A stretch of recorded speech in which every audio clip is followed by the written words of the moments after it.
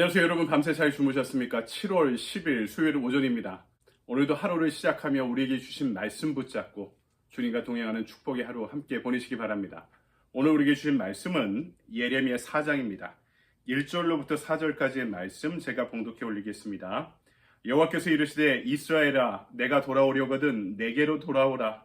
내가 만일 나의 목전에서 가증한 것을 버리고 내가 흔들리지 아니하며 진실과 정의와 공의로 여호와의 삶을 두고 맹세하면 나라들이 나로 말미암아 스스로 복을 빌며 나로 말미암아 자랑하리라. 여호와께서 유다와 예루살렘 사람에게 이와 같이 이르노라. 너희 묵은 땅을 갈고 가시덤불에 파종하지 말라.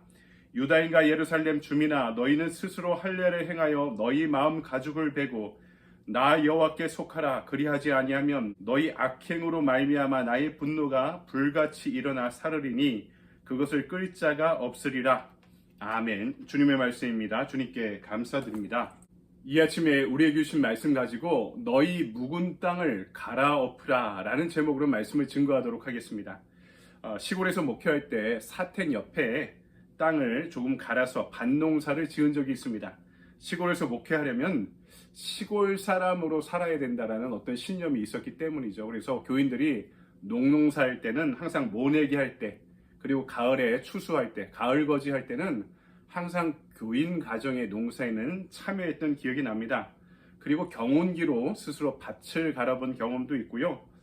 그런데 보통 사람들이 밭을 만들 때는요, 땅을 빌려서 농사를 짓는 경우가 대부분입니다. 처음 농사를 시작할 때는요, 이런 경우 기존에 잘 관리된 밭을 자기도 농사해 먹기 어려운데 남에게 빌려주기 어렵겠죠. 그러니까 쓰지 않는 땅, 이 맹지, 전혀 불필요한 땅, 이런 땅을 빌려주는 경우가 많습니다.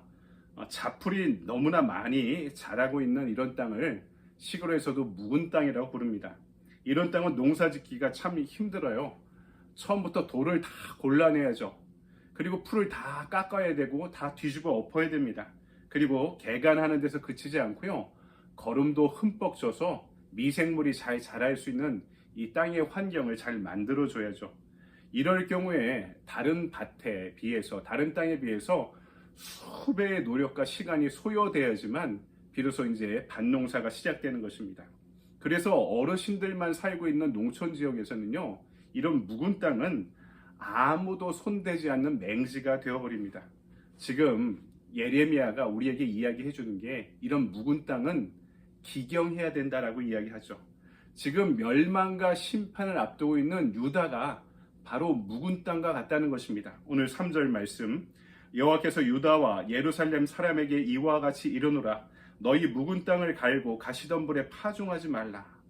여러분, 오늘 말씀이 전하는 묵은 땅은 과연 무엇일까요? 첫 번째로 그것은 관습의 묵은 땅입니다. 농사에만 묵은 땅이 있는 것이 아니라 우리 인격과 문화에도 묵은 땅이 존재합니다. 우리 흔히 전통과 관습이 다르다고 이야기하죠. 전통은 계승해야 될 아름다운 것을 전통이라고 부르고, 관습은 시대가 바뀌면 반드시 개혁하고 변화시켜야 될 어떤 것을, 그런 문화를 관습이라고 이야기합니다. 그런데 이 문화권 안에 있는 사람에게는 이것을 구분하고 구별하기가 매우 모호합니다. 거기에 익숙해 있는 사람들한테는 어디까지가 전통이고 어디까지가 관습인지 이 구분하기가 매우 어려운 것입니다. 제가 한국에서 신학 공부할 때 미국으로 대부분 교수님들이 유학을 갔다 오셨는데 이런 이야기들 하세요. 미국 가서 유학할 때는 이 미국 문화가 여성들이 존중하는 문화다 보니까 이제 가사 활동도 공부하면서 잘 돕고 그랬는데, 유학 갔다 온 사람들이 공항에서부터 바뀐다는 거죠. 가방도 자기 손으로 이끌지 않고 앞만 보고 이렇게 공항에서 나온다는 이런 이야기를 들었습니다. 나머지 것들은 이제 안에 사모님들이 바리바리 끌고 오게 만든다는 거죠. 미국에 있을 땐 그렇게 안 살았는데 뭐 우스갯소리이긴 합니다. 지금 또 젊은 세대들은 사고가 많이 개방적이고 유연해져서 이렇게까지 하지는 않겠다고 생각을 하게 됩니다. 그만큼 관습이란 것이 몸에 배어서 큰 의지와 결단을 갖지 않으면 진짜 변화시키기가 힘든 것이 관습이란 것이죠. 오늘 말씀에 등장하는 유대 자손들도 이런 관습, 묵은 땅 가운데 살아가고 있었습니다. 그들의 문화 속에 심각한 관습이 있었는데 그것이 뭡니까? 1절 말씀 보니까 가증한 것들을 자연스럽게 받아들이는 우상숭배 관습이 있었다는 거죠. 이 문제는 예레미야 전체에 드러나고 있는데요. 사회 전반에 이런 종교적인 현상이 너무나 심각하게 드러나고 있었습니다. 정치인들은 하나님의 뜻을 반역하고 있고, 제사장은 하나님의 뜻을 아예 모르고 있고, 선지자들은 바알의 이름으로 말씀을 전하고 있었던 상황이라고 예레미야가 이야기하고 있죠. 자기 문화 안에 지금까지 그렇게 살아와서 이것이 개혁되고 갱신돼야 될 어떤 것이라는 것을 자각하지 못하고 살아왔던 것입니다. 하나님의 시선에서 자신들의 문화를, 자신들의 신앙생활을 바라보지 못했다는 거죠. 이것을 다른 말로는 예언자적인 시선이라고 이야기할 수 있죠. 예언자의 전통이 제사장의 전통만 있는 게 아니라 선지자, 예언자의 전통이 있어야 되는데 이것을 잃어버린 거죠. 미국의 유명한 랍비 신학자, 구약학자인 아브람 요슈아 헤셸은 이것을 예언자적 감수성이다 이렇게 표현하기도 했습니다. 날마다 말씀 안에 갱신되는 처절한 싸움을 잃어버린 제단은요, 이렇게 관습에 휩싸인 유물로 전락하고 말아버린 것입니다. 혹시 오늘 우리의 신앙 안에서도 이런 관습이 존재하고 있지 않습니까? 제가 한국 신촌에서 청년 목회할 때 이 교회는 100년 이상 된 교회입니다. 이 청년부를 시작하는데 처음에 한 230여 명 이렇게 모였는데 나중에는 한 400여 명까지 이렇게 모이게 되었습니다. 그런데요, 자세히 안에 들어와서 들여다보면 여기에도 어느 청년들 사이에서 반목이 있더라고요. 어려서부터 이 교회를 다녀왔던 청년들과 새로운 청년들의 반목, 문화적인 반목이 있었습니다. 그런데 이 문제가 어느 순간 너무나 자연스럽게 해결되는 부분을 봤습니다. 어떻게 됐을까요? 이 교회에서 자란 청년들보다 새로운 청년들이 그 숫자가 압도적으로 많아지게 된 그 시점이 있었는데요. 그때부터는 이런 문제가 교회 내부에 문제가 전혀 되지 않았습니다. 한국 속담에 구르는 돌이 박힌 돌을 빼낸다 이런 속담이 있죠. 근데요, 교회는 그런 곳이 되어야 되지 않을까요? 구르는 돌이 박힌 돌을 빼내는 곳, 모두가 함께 구르는 돌이 되어야 되지 않을까. 내가 관습으로 남아 박힌 돌이 되어버리면 안 됩니다. 복음의 생명력은 우리 자신을 기득권의 박제로 삼는 것이 아닙니다. 성령 안에 날마다 새로운 피조물로 거듭나는 영혼들 되시기 바랍니다. 악한 구습에 매여 있지 않고 성령의 능력 안에 날마다 새로운 피조물로 우리 안에 그 관습을 개혁해 나가는 예언자적인 감수성을 지닌 성도들이 되길 소망합니다. 두 번째, 이 또 하나의 묵은 땅은 편견과 상처의 묵은 땅이다라고 부를 수 있습니다. 예전에 저희 큰아버지가 이런 이야기를 하더라고요. 명절에 인사드리러 갔더니 저를 앉혀놓고 이런 말씀하십니다. 저희 큰아버지는 한전의 국장으로 계시다 은퇴하시고 무량수전으로 아주 유명한 아주 천년 고찰이죠. 부석사에, 영주 부석사에서 평생 불자로 살다가 돌아가셨는데, 이분이 돌아가시기 전에 저한테 이런 말씀을 하셨습니다. 주녀봐, 요새는 목사도 세계화된 추세를 좀 잘 알아야 된다. 사고의 보편성을 좀 지니고 있기를 바란다. 기독교만 좋은 종교다 하지 말고 다른 종교도 보고 배울 것이 있으면 배워야 된다. 그러려면 내가 한번 유학을 가서 공부하는 것도 도움이 되겠구나. 이런 말씀을 하시면서 절대로 한국에서 영어 공부하면 늘지 않는다. 미국 가라. 이런 이야기를 하셨습니다. 제가 미국 가서 10년이 지났는데도 우리 큰아버지의 말씀이 바로 이렇게 적용되지 않는 것을 알고 있습니다. 그런데 본인의 경험이 있는 거죠. 일제시대 초등학교 입학하셨는데 선생님이 제복을 입고 허리에 칼을 차고 들어오셨다고 합니다. 그리고 당일부터 절대로 한국말, 조선말을 쓰지 못하게 만드셨는데 한국말을 쓰는 게 걸리면 무지막지하게 때렸다고 합니다. 그냥 체벌만 한 게 아니라 한겨울에 위통을 다 벗겨서 그늘로 세워 놓았다고 합니다. 그러니까 일주일 만에 아이들 입에서 일본어가 튀어나오기 시작했다는 거죠. 그러니 그 나라 말을 배우려면 그 나라 문화 가운데 배우는 게 맞겠다. 이렇게 제안을 하신 건데 제 이야기는 여기서 끝나는 게 아닙니다.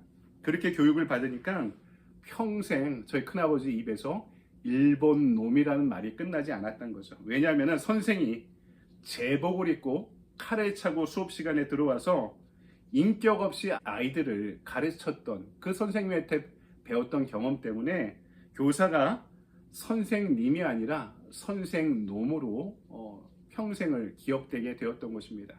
일본 사람이 아니라 일본 놈이라고 평생을 그 편견과 상처에 마음을 품고 기억하고 계셨던 것입니다. 저희 큰아버지의 문제가 아니라 그 시대의 역사가 갖고 있는 아픔이라 할 수 있겠죠. 하지만 그 역사적인 아픔 가운데 어떤 특정한 사람들에 대한 편견과 상처의 묵은 땅을 스스로 갈아엎기가 너무나 힘드셨던 것입니다. 우리가 신앙생활 하면서도 이런 편견과 마음속에 남겨진 상처의 묵은 땅을 갖고 있습니다. 하지만 오늘 말씀이 이야기하죠. 그것을 그대로 품고 살면 안 된다. 그것을 갈아엎어야 된다. 내 마음이 변화하지 않고는 내 믿음이 변화할 수 없기 때문입니다.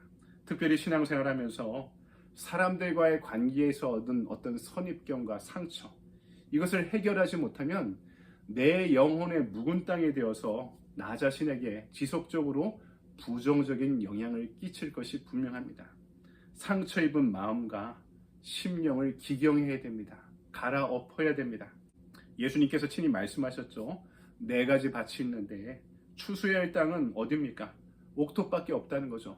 가시덤불과 같은 땅, 돌짝밭과 같은 땅, 이런 마음의 땅은요, 씨를 뿌릴 수 없습니다. 가시덤불은 불살라야 하고 돌이 많으면 다 일일이 골라내야 되고 갈아엎어야 됩니다. 그래야지만 부드러운 옥토가 되고 말씀의 씨앗을 뿌릴 수 있는 상태가 되기 때문이죠. 여러분, 내가 자란 풍토를 기경해야 될 때가, 갈아엎어야 될 때가 있습니다.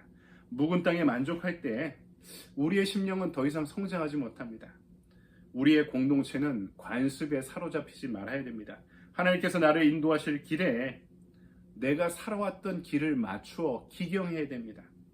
해먹은 전통과 고집을 버리고 성공이라는 허상도 버리고 나 자신이라는 우상도 버리고 묵은 땅을 갈아엎을 수 있어야 말씀의 씨앗이 심겨져 파종할 수 있는 것이죠. 고정관념에 집착되어 있던 니고데모라는 청년에게 예수님께서 말씀하십니다. 너가 거듭나야 하겠다. 여기서 거듭난다는 표현은 새롭게 태어난다는 거죠. 어떻게 해요? 이 원어는요, 위로부터 다시 태어난다라는 의미를 갖고 있습니다. 여러분, 우리가 묵은 땅을 갈아엎는 것은요, 내가 위로부터 다시 태어날 때 가능한 것입니다. 오늘 하루 내가 딛고 서 있는 현실의 장을 갈아엎기 위해서 날마다 성령의 능력으로 하늘로부터 새롭게 태어나는, 그러므로 인해 하루하루의 삶이 새롭게 기경될 수 있는 저와 여러분의 신앙의 길이 되기를 주님의 이름으로 간절히 축원드립니다. 아멘. 적용의 질문입니다. 오늘 나의 마음 가운데 갈아엎어야 하는 묵은 땅은 무엇입니까? 이 마음밭을 기경해 거룩한 밭으로 만들기 위해 무엇을 결단하겠습니까? 관습과 편견과 상처의 묵은 땅을 기경해야죠. 오늘 나의 안에서 기경해야 될 범주는 또 영역은 무엇인지 여러분 말씀 안에 묵상해 보시기 바랍니다. 또 이것을 기경해서 내 마음밭을 거룩한 옥토로 만들기 위해 오늘 나는 무엇을 실천할 수 있을지 여러분 말씀을 묵상하고 기도하는 가운데 적용할 수 있는 저와 여러분의 거룩한 또 은혜의 하루가 되길 바랍니다. 오늘도 좋은 하루 보내십시오. 감사합니다.